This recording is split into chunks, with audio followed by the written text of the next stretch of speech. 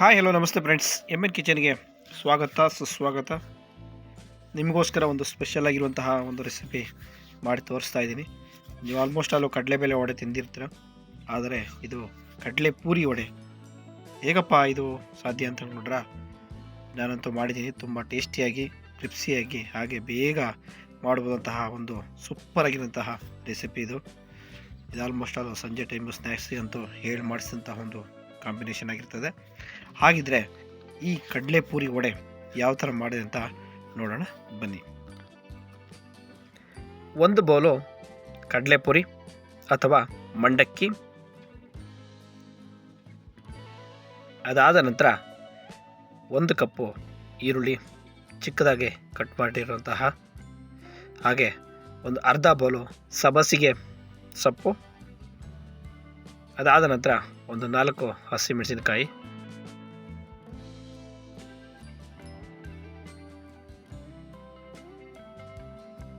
ಅದಾದ ನಂತರ ಒಂದು ಅರ್ಧ ಬೌಲ್ ಆಗೋಷ್ಟು ಕಡಲೆ ಹಿಟ್ಟು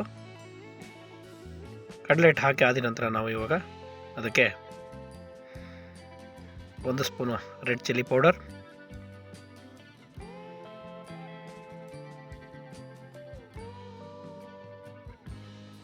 ಒಂದು ಸ್ಪೂನು ಕೊತ್ತಂಬರಿ ಪೌಡರ್, ಹಾಗೆ 1 ಸ್ಪೂನು ಗರಂ ಮಸಾಲೆ, ರುಚಿಗೆ ತಕ್ಕಷ್ಟು ಉಪ್ಪು, ಹಾಗೆ ಒಂದು 1/4 ಸ್ಪೂನ್ ಆಗೋಷ್ಟು ಅರಿಶಿಣ ಪುಡಿ, ಅದಾದ ನಂತರ 1 ಸ್ಪೂನು ಜಿಂಜರ್ ಗಾರ್ಲಿಕ್ ಪೇಸ್ಟ್, ಮತ್ತು ಅದಕ್ಕೆ ನಾವು ಅರ್ಧ ಹೋಳಾಗೋಷ್ಟು ನಿಂಬೆಹಣ್ಣು, ಇದನ್ನೆಲ್ಲದನ್ನ ಹಾಕ್ಬಿಟ್ಟು ಚೆನ್ನಾಗಿ ಕಲಿಸ್ಕೊಳ್ಳೋಣ. ಓಕೆ, ಕಡಲೆಪುರಿ ಸ್ವಲ್ಪ ಪುಡಿ ಆಗಂಗೆ ಕಲಸಿದ್ರೆ ತುಂಬ ಚೆನ್ನಾಗಿ ಬರುತ್ತೆ. ತುಂಬ ಪುಡಿ ಮಾಡೋಕ್ಕೂ ಹೋಗಬೇಡಿ. ಓಕೆನಾ, ಈ ಥರ ಕಲಿಸ್ಕೊಳ್ಳಿ ನೀಟಾಗಿ. ನಾನಂತೂ ಮಾಡಿದ್ದೆ, ತುಂಬ ಚೆನ್ನಾಗಿತ್ತು. ನಮ್ಮ ಮಕ್ಕಳಂತೂ ತುಂಬ ಇಷ್ಟಪಟ್ಟು ತಿಂದರು. ಸಂಜೆ ಟೈಮ್ ಅಂತೂ ಇದಂತೂ ಒಳ್ಳೆ ಸೂಪರ್ ಆಗಿರೋಂತಹ ಒಂದು ಸ್ನ್ಯಾಕ್ಸ್ ಅಂತ ಹೇಳ್ಬೋದು.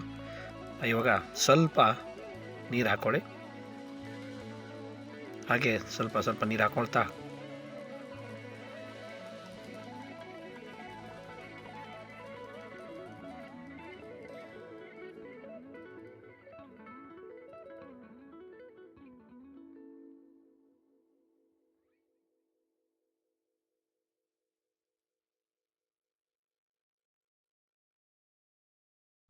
ಇವಾಗ ವಡೆ ಮಾಡಲಿಕ್ಕೆ ಹಿಟ್ಟು ರೆಡಿಯಾಗಿದೆ.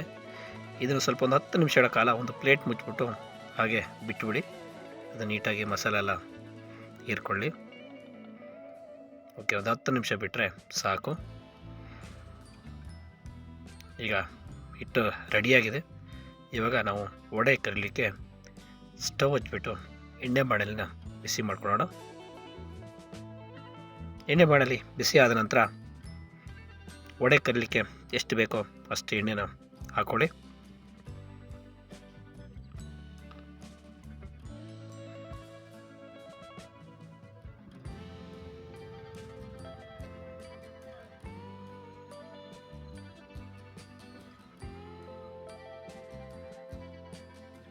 ಎಣ್ಣೆ ಬಿಸಿಯಾಗಿದೆ. ಇವಾಗ ಕೈಗೆ ಸ್ವಲ್ಪ ನೀರು ಹಾಕ್ಬಿಟ್ಟು ಈ ಥರ ವಡೆ ಥರ ತಟ್ಕೊಳ್ಳಿ. ನೋಡಿ, ಈ ಥರ ತಟ್ಕೊಂಡ್ರೆ ಸೂಪರಾಗಿ ಬರುತ್ತೆ. ನೀವು ಬೇಕಾದ್ರೆ ಬಾಳೆ ಎಲೆ ತಗೋಬೋದು ಅಥವಾ ಬಟ್ಟೆ ತಗೋಬೋದು, ಇಲ್ಲ ಕೈಯಿಂದ ಸಹ ಇದು ಬೇಕಾದ್ರೂ ಮಾಡ್ಕೋಬೋದು. ನಾನು ಕೈಯಲ್ಲೇ ತಟ್ಬಿಟ್ಟು ಹಾಕಿದ್ದೀನಿ. ಅವಾಗ ಸ್ವಲ್ಪ ನೀರು ಹಚ್ಕೊಂಡು ಈ ಥರ ತಟ್ಟೆ ಹಾಕಿ.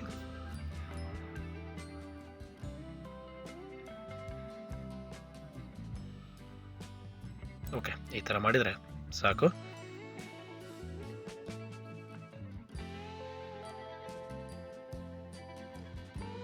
ಈ ಥರ ನೀವು ವೆರೈಟಿಯಾಗಿ ಮಾಡಿಕೊಟ್ರೆ ಮಕ್ಕಳು ತುಂಬ ಇಷ್ಟಪಟ್ಟು ತಿಂತಾರೆ. ಓಕೆನಾ?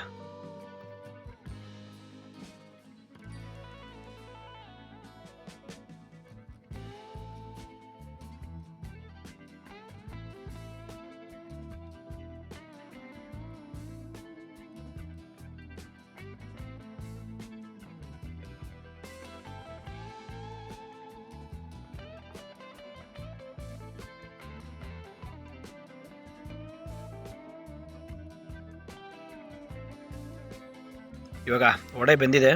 ಇವಾಗ ಎತ್ಬಿಟ್ಟು ಒಂದು ಪಾತ್ರಕ್ಕೆ ಹಾಕ್ಕೊಳ್ತಾ ಇದ್ದೀನಿ. ತುಂಬ ಸೂಪರಾಗಿ ಕ್ರಿಪ್ಸಿಯಾಗಿ ಗರಿಗರಿಯಾದಂತಹ ಕಡಲೆಪುರಿ ವಡೆ ರೆಡಿಯಾಗಿದೆ. ಇವಾಗ ಸರ್ವಿಂಗ್ ಬೌಲ್ ಹಾಕ್ಕೊಂಡು ಬ್ಯಾಟಿಂಗ್ ಮಾಡ್ತಾ ಇರೋದೆ. ಸೂಪರಾಗಿ ಬಂದಿದೆ ರೀ. ತುಂಬ ಈಸಿಯಾಗಿ ಕಡಲೆಪುರಿ ಮನೇಲಿ ಇತ್ತು ಅಂದರೆ ಆರಾಮಾಗಿ ಈ ಕಡಲೆಪುರಿ ವಡೆನ ಮಾಡಿ ತಿನ್ಬೋದು. ಸಂಜೆ ಸ್ನ್ಯಾಕ್ಸ್ ಟೈಮಿಗೆ ಸೂಪರಾಗಿರೋಂತಹ ಒಂದು ಕಾಂಬಿನೇಷನ್ ಅಂತ ಹೇಳ್ಬೋದು. ಹಾಗಿದ್ರೆ ತಡ ಯಾಕೆ ಮಾಡ್ತೀರಾ? ನೀವು ಸಹ ಇದೇ ಥರನೇ ಮನೆಯಲ್ಲಿ ಕಡಲೆಪುರಿ ವಡೆ ಮಾಡಿ ತಿನ್ನಿ ಅಂತ ಹೇಳ್ತಾ, ಈ ಕಡಲೆಪುರಿ ವಡೆ ನಿಮಗೆ ಇಷ್ಟ ಆಗಿದರೆ MN ಕಿಚನ್ಗೆ ಲೈಕ್ ಮಾಡಿ, ಶೇರ್ ಮಾಡಿ, ಸಬ್ಸ್ಕ್ರೈಬ್ ಮಾಡಿ. ಹಾಗೆ ನಿಮ್ಮ ಅನಿಸಿಕೆ ಅಭಿಪ್ರಾಯಗಳನ್ನ ಕಮೆಂಟ್ಸ್ ಮೂಲಕ ತಿಳಿಸೋದು ಸಹ ಮರಿಬೇಡಿ. ಹಾಗೆ ಬೆಲ್ಲೈಕನ್ನ ತಪ್ಪದೆ ಕ್ಲಿಕ್ ಮಾಡಿ. ಬೆಲ್ಲೈಕನ್ ಕ್ಲಿಕ್ ಮಾಡಿದರೆ ನಾನು ಮಾಡೋ ಎಲ್ಲ ಹೊಸ ರೆಸಿಪಿಗಳು ನಿಮಗೆ ನೋಟಿಫಿಕೇಷನ್ ಬರುತ್ತೆ.